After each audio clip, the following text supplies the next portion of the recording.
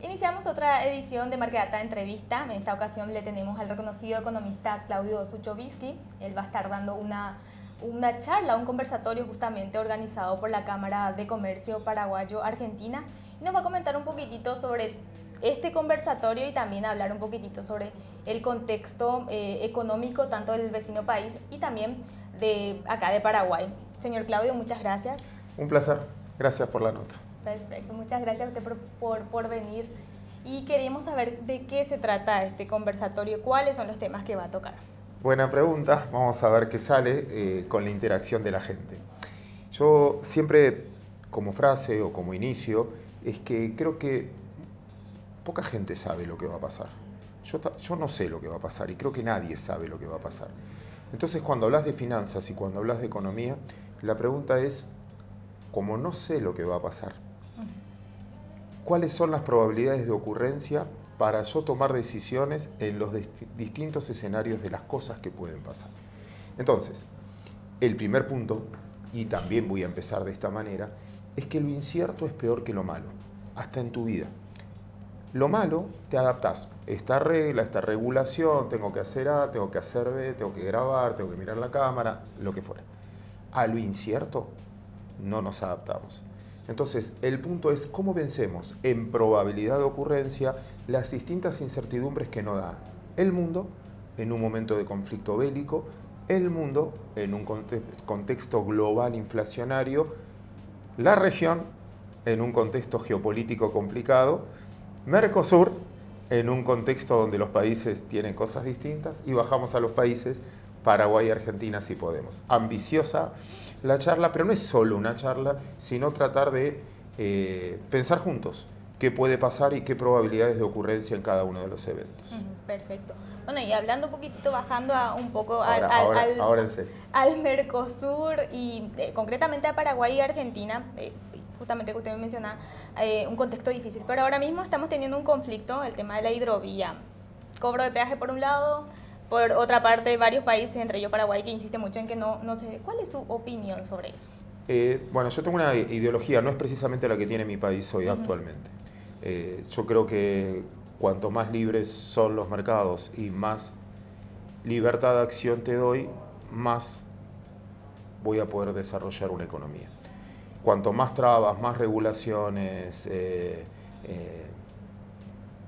más reglas y más peajes, en este caso, más complica el desenvolvimiento privado. Y hoy tenemos en el Mercosur con distintas ideologías, no están de acuerdo. Los 4 países que la componen tienen distinta visión. 2 con visiones más aperturistas, 2 con visiones mucho más regulatorias. También en desigualdad de condiciones, porque es más fácil ser aperturista cuando en el fondo tengo menos habitantes o menos cantidad de gente, cuando hay una población muy alta, ejemplo Brasil, o Argentina, una economía más lejos y con muchos problemas de infraestructura, tientan a ser más intervencionistas. Entonces tenemos ese choque cultural, por un lado, y pasó con los acuerdos en el mundo. Argentina más intervencionista, pero en elecciones, y en esas elecciones va a haber cambios para mí relevantes, independientemente de los que ganen, los 3 candidatos que aspiran a ganar son más libre mercado, respetan más la propiedad privada y ahí creo que en el futuro, en un par de meses, la negociación va a poder ser más fácil. No sé si contesté claro o hablé mucho. Claro, pero no importa quién gane, qué ideología tenga cualquier candidato, esto se podría solucionar en unos meses. Sí, yo creo que sí. El 70% de los argentinos ya se expresó y expresó una salida rápida del momento que estamos viviendo. Hay un 30% que todavía en esos votos reafirma lo mismo. Pero desde ese punto de vista, me voy a poner en una persona más grande que vos y casi como consejo. En la vida uno no hace lo que debe ni lo que quiere, hace lo que puede con lo que tiene. Argentina es un país que su economía macro se fundió. No tiene recursos, no tiene reservas, no tiene plata. El país, pero los privados sí. Y tiene recursos humanos, recursos de capital y recursos naturales para vivir un ciclo mejor. Por eso yo creo que, no por decisión política, sino porque no les queda otra que recurrir a los privados para salir de la situación en la que están. No solo pasa en Argentina, en muchos países estás viendo ese cambio, no sé si es por ideología, sino porque, bueno, el que tiene los recursos son las empresas, ¿qué hago para que se desarrollen más? Y creo que ahí vamos a tener algo más homogéneo en el futuro en casi todo el Mercosur. O sea, ¿es posible entonces que Argentina en el mediano plazo salga de esta situación en la que se encuentra? Como te decía al principio y quise empezar la nota, no tengo ni idea de lo que va a pasar, pero trabajemos con probabilidad de ocurrencia. Hay un 70% de probabilidades por decisión de la gente que votó en las primarias argentinas que sí, que haya un cambio de fondo. Perfecto. Y pasando a otro tema, a otro sector, digamos, usted tiene experiencia en el sector bursátil en su país y acá en Paraguay, justamente que quiero bajarlo ahí, se implementó ya, se aprobó la ley, se promulgó, que es la creación de la Superintendencia de Valores, que empieza a funcionar bajo el mando del Banco Central del Paraguay. Es la primera vez, antes era un ente autónomo y autárquico y era una Comisión Nacional de Valores. ¿Cuál es su opinión al respecto y cómo le fue a Argentina si llegó a implementar algo así? En Argentina el proceso fue al revés. Al principio, hace muchos años, yo no había nacido, era el Banco Central el que regulaba el mercado de capitales. Y después se generó esta entidad autárquica, que es la que tienen todos los países, especialista en el tema, dependiente del Ministerio de Economía, pero autárquica, que se llama la Comisión Nacional de Valores, la SEC en Estados Unidos. Bueno, acá también existía lo mismo, hasta por ahora, que es un ente que regula solo el mercado de capitales. Es un debate global bastante interesante. Hay países que quieren tener una regulación central, un banco central, porque los partícipes son comunes, hay bancos, hay intermediarios. Yo no sé si en la región, y acá quizás me ayudes más vos en Paraguay, pero me da la sensación de que no son todos bancos los que son los intermediarios. Hay sociedades de bolsa que no sé si hay que lidiar con eso de entrar a una regulación que a veces lo que le conviene a una política monetaria de un país no es necesariamente lo que le conviene al mercado de capitales. Ejemplo por experiencia en Argentina. Cuando Argentina necesita dinero, sale a los mercados el Estado a tomar fondos. Y a los bancos les obligan a tener un porcentaje de la plata de los ahorristas en esos bonos, que en Argentina se llaman LELIQ. Eso hace que el Estado se lleve gran parte de los recursos del sector privado y no queden para el sector privado. Si tú haces un plazo fijo, un depósito de tus ahorros en un banco, el banco debería prestarle a las empresas, pero si le presta todo al Estado, no queda plata para las empresas. Para eso existe la regulación, para que no esté atomizado, para que no la plata... Bueno, cuando hay conflictos de intereses, cuando un banco central tiene conflictos de intereses, como pasó en Argentina, bueno, es perjudicial. Ahora, por lo que entiendo, ustedes tienen un banco central independiente, no necesariamente es replicable. Lo que sí entro en un debate, y me parece casi un llamado de atención de lo que veo en todos los países, en todos lados empezó a existir un arbitraje regulatorio. Vos tenés mercados muy regulados y mercados completamente desregulados. Hay mercados que trabajan más en la informalidad o trabajan sin necesidad de presentar un balance de sostenibilidad, de buen gobierno corporativo. A mí me gusta que estén regulados, que tengan un buen gobierno corporativo y sustentabilidad, pero empezó a haber cosas que empiezan a operar por afuera, sin regulaciones, desde billeteras o de criptomonedas, o que depende de ese nivel de regulación, generás inconsistencias, porque al mercado que estás regulando, ya sea por un banco central o por una Comisión Nacional de Valores, tiene desventajas con alguien que está completamente desregulado. Bueno, entonces, ¿cuál sería, en este caso, la recomendación? Justamente, como me dijo, al revés en Argentina, pero ahora nosotros lo estamos haciendo de manera diferente. Primero una comisión y ahora que pase a ser regulado por el Banco Central. Va a depender yo no sé, no le juzgaría tanto si es el Banco Central o la Comisión Nacional de Valores. Me interesa más cómo es la ley, cómo es la regulación. Que lo regule A o B, lo único que voy a pedir es que o va a ser la eficiencia del mercado, es que sea completamente independiente. Completamente independiente. Que trabaje en función del mercado de capitales y no a la necesidad de un Estado. Porque finalmente el que participa en un mercado de capitales es el dinero de los inversionistas. sino lo que nos pasó en nuestro país, que la mayoría de los inversionistas se fueron a invertir a otro país, ahorran en otra moneda. Y nosotros tenemos, por ejemplo, paneles donde operan empresas de otro lugar del mundo y tienen más volumen que las empresas argentinas. A eso te decías, cuando yo tengo arbitraje regulatorio, es muy probable que el inversor va a elegir lo que le dé más rentabilidad y lo que le dé más seguridad. Cuando se confunde la independencia del regulador, es un tema de seguridad jurídica, no es lo que pasa acá, no es lo que pasa acá, pero es un semáforo que hay que poner cuando uno dice, ¿por qué fracasaron ciertos mercados? ¿Por qué? Bueno, por A, por B, por C. ¿Por qué los mercados más desarrollados del mundo financian el 90% de la economía de ese lugar? Uno tiene que entender que el crédito, que eso es mercado de capitales finalmente. Nosotros negociamos crédito. Desde el corto plazo, cuando compras un cheque, una deuda de corto plazo, hasta una acción de una empresa que es un crédito perpetuo, le presto a la compañía para toda la vida. Eso lo único que discuto es el plazo, pero es un tema de crédito. El crédito es un tema de justicia social, porque si yo tengo dinero y tú no tienes dinero, yo tengo acceso a comprar las cosas que tú no tienes. Ahora, si consigues crédito, puedes adelantar consumo y seguir. Esa es la función del mercado de capitales, que alguien como yo, con pocas ideas, pueda comprar activos de una compañía que pueda crecer con mi patrimonio y pueda competir, que estemos en igualdad de condiciones.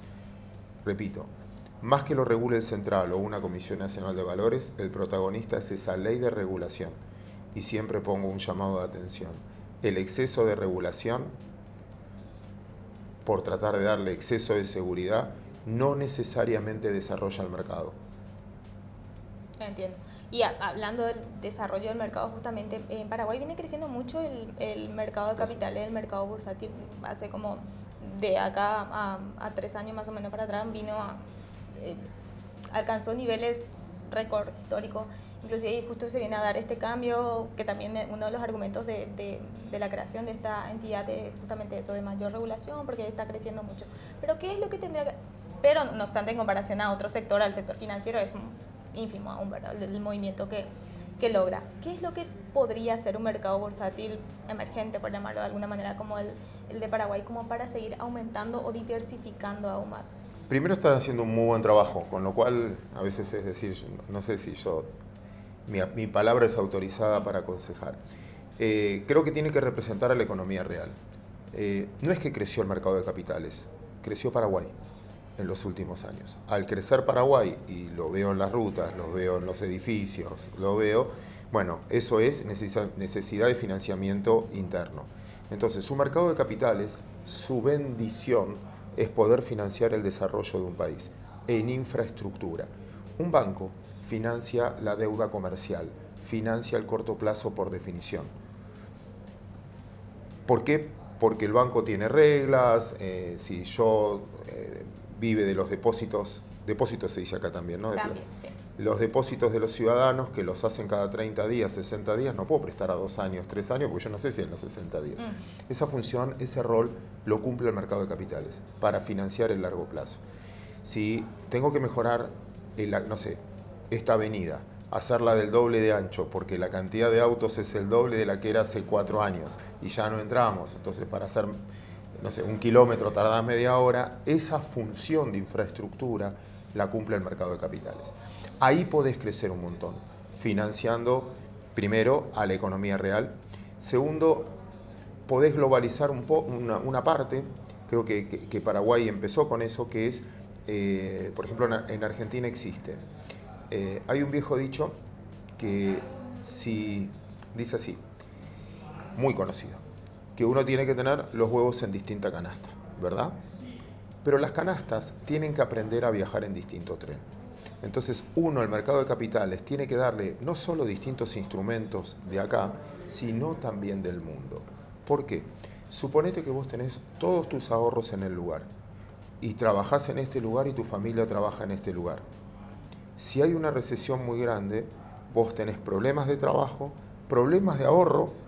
Entonces, a veces una diversificación en el mismo mercado de capitales, para que se paguen impuestos, etcétera, en el mismo Paraguay, pero es como si fuese un supermercado. cuanto más lleno estén las góndolas del supermercado, más ganas te dan de recorrerlo. Entonces un mercado de capitales tiene sentido cuando vos lo recorres en el mercado y tengo productos para todos los gustos. Riesgosos, para el que les gusta el riesgo, para la gente de tu edad, que tiene tiempo y tiene revancha, para gente de mi edad, que tiene menos tiempo y menos revancha, más conservadores, productos para invertir acá, para invertir en otro lugar. Los mercados crecen hoy financiando mucho más esa economía real, de infraestructura y de crecimiento de cualquier empresa, no sé, tecnológica, startup, empresas nuevas que digan, bueno, no tengo plata, tengo una muy buena idea, ¿por qué no ir a buscar socios al mercado? Claro, apostar por diferentes instrumentos.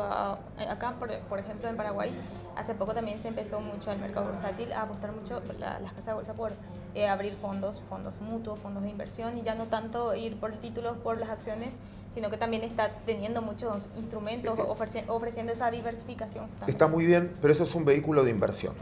En que vos digas, es un instrumento colectivo de inversión.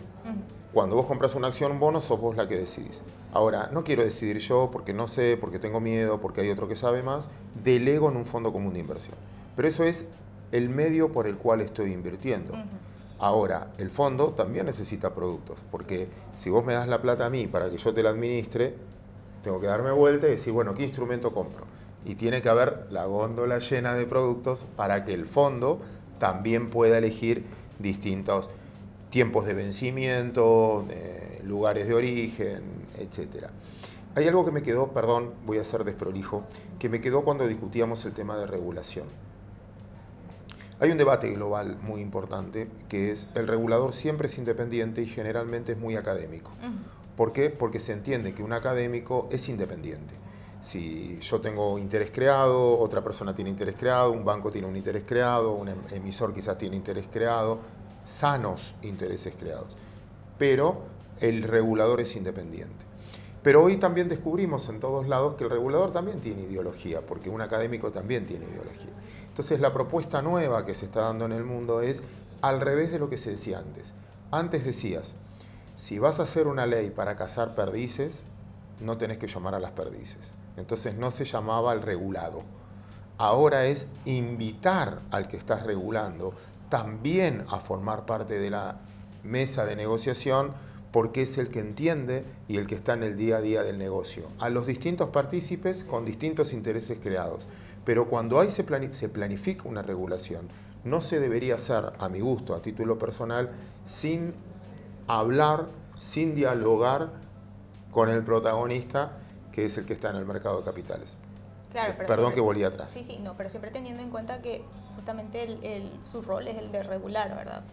O sea, no tanto el de incentivar, o si bien es importante la participación. En todos los estatutos, a un país, incentivar, no hay país desarrollado sin un mercado de capitales desarrollado.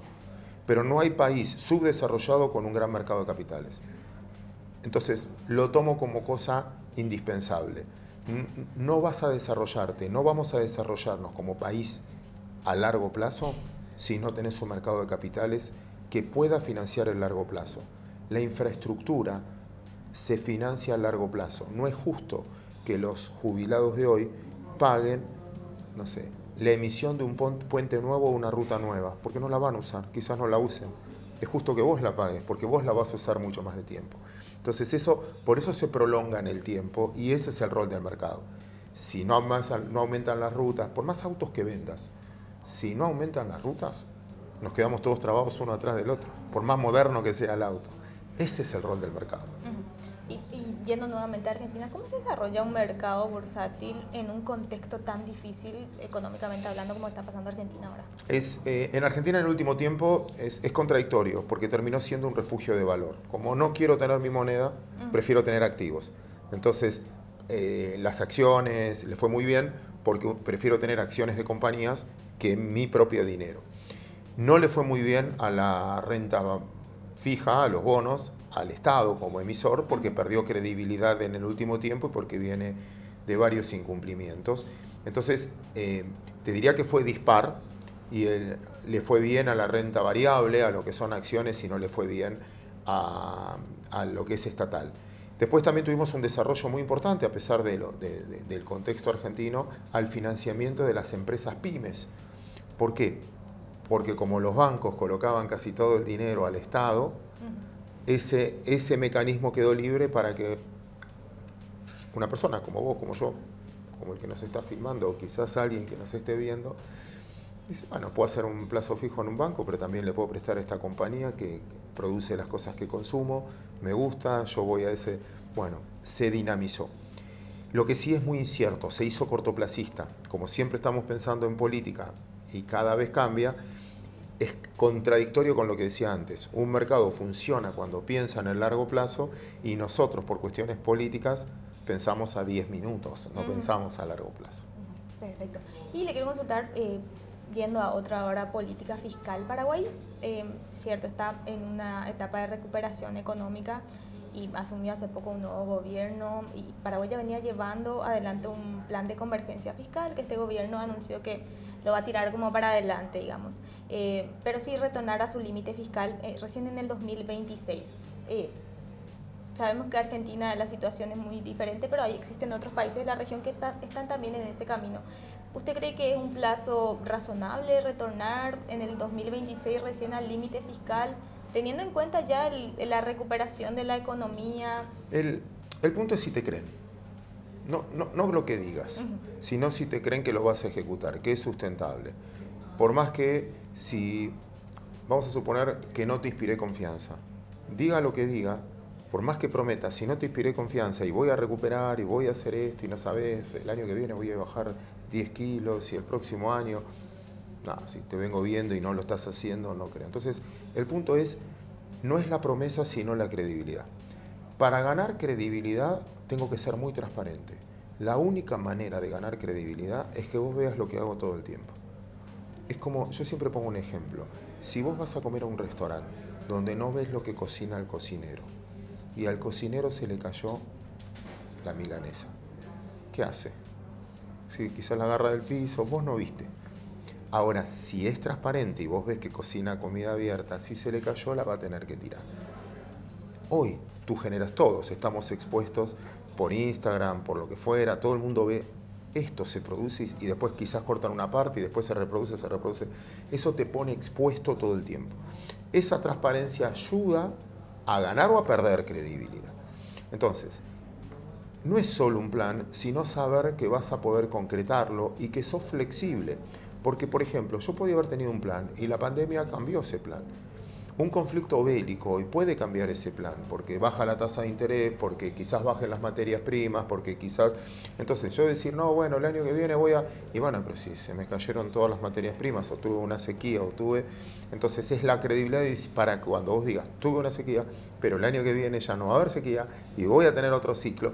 Bueno, entonces, lo más importante que tiene, te diría que cualquier actividad económica en el mundo de hoy, es la credibilidad. ¿Por qué te van a creer? Porque tus actos son transparentes. Mucho más que una promesa de decir, el año que viene no tengo déficit fiscal. ¿Por qué? Porque voy a bajar el gasto. Y yo no sé si es tan fácil. Claro, no, justamente ahí le iba a comentar que tampoco anuncia aumento de impuestos. O sea, sí, mayores controles, reducir un poquitito la informalidad, pero también en contrapartida está la necesidad, si bien Paraguay aumentó mucho, creció mucho a nivel de infraestructura, sigue teniendo un déficit importante en ese sentido. Y ahí también es como, ¿cómo vas a seguir haciendo, reducir tu déficit, seguir invirtiendo, pero tampoco aumentar impuestos? La forma teórica, que suena lindo, pero después hay que hacerlo, es si el país crece, vos creces, si vos creces, crece la recaudación y no necesariamente el gasto. Te doy un ejemplo contradictorio, lo que no tienen que hacer. O sea, a veces vos podés aprender en la vida lo que tenés que hacer, pero también podés aprender diciendo, esto no lo tengo que hacer. Lo que hacemos nosotros en Argentina.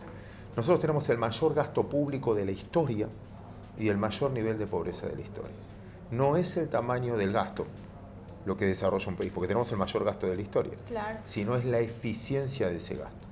Hoy con la tecnología, hoy con la inteligencia artificial, hoy con la productividad, que vos puedas grabar una nota, que pueda tener una reunión por Zoom, que pueda tener hace de que pueda ser mucho más eficiente en el manejo de tus gastos. No solo un Estado, todas las empresas. Cuando vos mirás el balance de las compañías, de las principales compañías del mundo, que le fue bien, no fue necesariamente por vender más, sino por mayor productividad de gastos. Ahí bajás el déficit. Y tu recaudación puede crecer bajando impuestos, porque más gente paga o porque el país crece. Como el país crece, vendes más, como vendes más, paga más impuestos a las ganancias y así sucesivamente.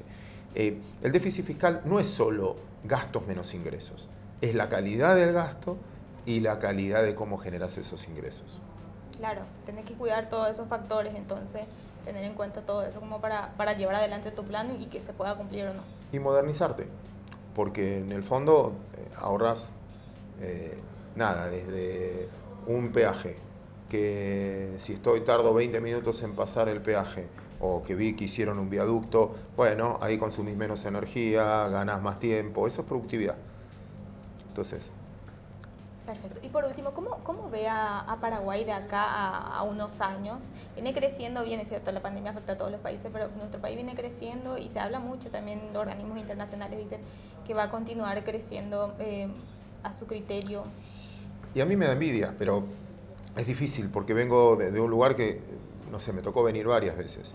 Y antes había una brecha enorme, quizás por poner algo, veía Buenos Aires con respecto a Asunción y sentía que había una brecha a favor de Buenos Aires muy grande. Yo veo que eso está siendo así y en modernidad en algunas cosas se está haciendo así, con lo cual yo te voy a mirar con admiración de ¡wow!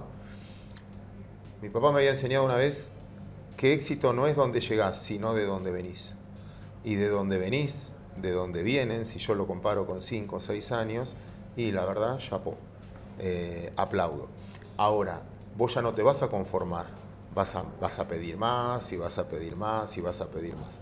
Es la ley de la vida.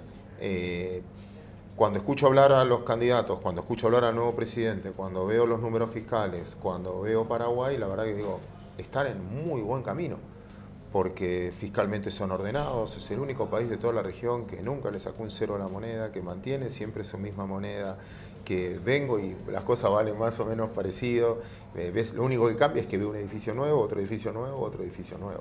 Por lo tanto, ¿cómo la veo? Y va a seguir, está en la inercia de crecimiento. Espero que no vuelvan espero que se mejore, no necesariamente volviendo a discutir. Mirá, hay un filósofo en Argentina que me gusta mucho, que se llama Santiago Kovadlov, y dice que madura aquel que tiene problemas nuevos. El que siempre tiene los mismos problemas, no, mi papá cuando yo era chico, mi mamá cuando... no madura. El país que dice, no, porque yo en los 70, no, porque yo en los 60, no está madurando, no resolvió sus problemas. Cuando tenés problemas nuevos, no, esta ruta ahora hay que hacer esta cosa y ahora hay que, por más que sean desafíos, significa que estás avanzando. Perfecto. Bueno, señor Claudio, muchísimas gracias por todos estos comentarios. Aprendimos mucho con usted. Un placer.